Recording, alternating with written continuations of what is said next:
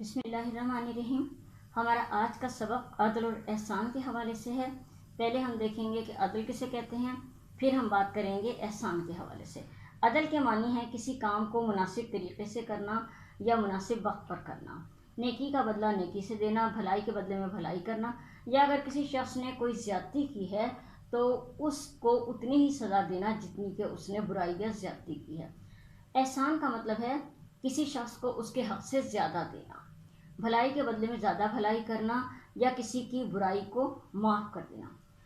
قرآن میں اللہ تعالیٰ نے بہت سے مقامات پر عدل اور احسان کا حکم دیا ہے، جیسے کہ سورہ نحل کی آیت نمبر 90 میں اللہ تعالیٰ نے ارشاد فرمایا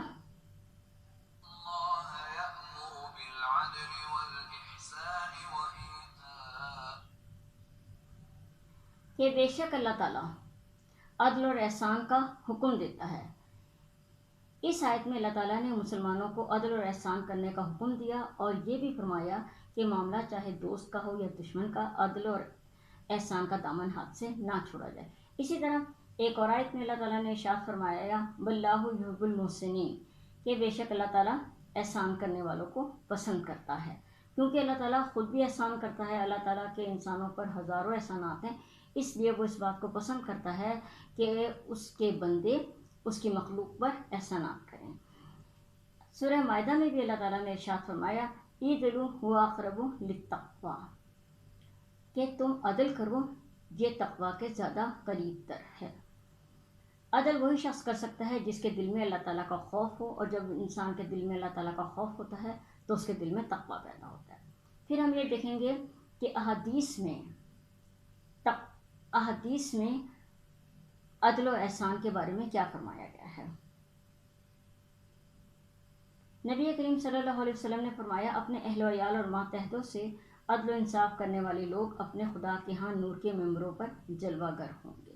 اسی طرح ایک اور حدیث میں نبی صلی اللہ علیہ وسلم نے فرمایا 7 آدمیوں کو اللہ تعالیٰ میدان حشر میں اپنے عرش کے سائے میں جگہ دے گا، جب اس کے سائے کے علاوہ کوئی سایہ نہ ہوگا۔ ان میں سے پہلا عادل حکمران ہے۔ جب ہم بات کرتے ہیں عدل کی، عادل حکمران کی، تو اسلامی تاریخ میں سب سے پہلے حضرت عمر رضی اللہ تعالیٰ عنہ کا نام آتا ہے، کہ حضرت عمر رضی اللہ تعالیٰ عنہ نے اس طرح انصاف کیا کہ ان کا عدل اور انصاف آج بھی عدل فاروقی کے نام سے دنیا میں یاد کیا جاتا ہے۔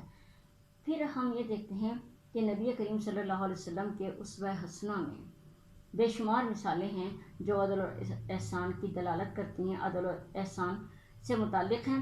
یہاں پر میں آپ سے 2 مثالوں کا تذکرہ کروں گی۔ ایک تو یہ ہے کہ غزوہ بدر کے موقع پر ایک نبی کریم صلی اللہ علیہ وسلم اپنے تیر کی مدد سے صحابیوں کی صفیں درست فرما رہے تھے کہ آپ کا تیر ایک صحابی کو چبھ گیا، اور انہوں نے کہا کہ میں اپنا بدلہ لینا چاہتا ہوں اس بات کا۔ تو نبی کریم صلی اللہ علیہ وسلم نے اس بات کا برا نہیں بنایا، بلکہ اپنے آپ کو بدلے کے لیے پیش کر دیا۔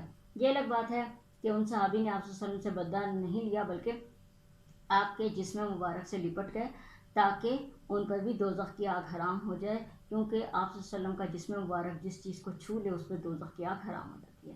دوسرا واقعہ یہ ہے کہ ایک مرتبہ فاطمہ نامی ایک عورت جو کہ قریش کے ایک معزز خاندان سے تعلق رکھتی تھی، چوری کے جرم میں نبی کریم صلی اللہ علیہ وآلہ وسلم کے سامنے لائی گئی، تو آپ صلی اللہ علیہ وسلم نے اس کے لیے ہاتھ کاٹنے کا حکم دیا۔ لوگوں نے حضرت اسامہ کو آپ کے پاس سفارش کے لیے بھیجا، تو نبی کریم صلی اللہ علیہ وسلم کو یہ بات بہت ناگوار گزری، اور آپ صلی اللہ علیہ وآلہ وسلم نے فرمایا کہ اگر محمد صلی اللہ علیہ وسلم کی بیٹی فاطمہ بھی یہ کام کرتی تو میں اس کو بھی یہی سزا دیتا۔ اس کا مطلب ہے کہ عدل کا مطلب ہی یہ ہے کہ سب کے ساتھ برابری کا سلوک کیا جائے۔ پہلے امتیں اسی لیے برباد ہوئیں کہ اگر کوئی بڑا شخص گناہ کرتا تھا یا جرم کرتا تھا تو اسے بچا لیا جاتا تھا، اور اگر کوئی چھوٹا کرتا تھا تو اس کو سزا دی جاتی تھی۔ آپ صلی اللہ علیہ وسلم نے فرمایا کہ اگر فاطمہ جو محمد صلی اللہ علیہ وسلم کی بیٹی ہے وہ بھی ایسا کرتی تو میں اس کو بھی یہی سزا دیتا۔ تو عدل کا تقاضا بھی یہی ہے کہ کوئی بھی شخص غلطی کرے یا گناہ کرے تو اس کو اس کی سزا دی جائے۔ اگر ہم یہ چاہتے ہیں کہ ہمارے معاشرے میں امن و سکون ہو تو ہمیں چاہیے کہ ہم عدل و انصاف سے کام لیں۔ آج ہمیں جو معاشرے میں ابتری اور افراتفری نظر آتی ہے، اس کی ایک وجہ یہی ہے کہ ہم نے عدل و احسان کو چھوڑ دیا ہے۔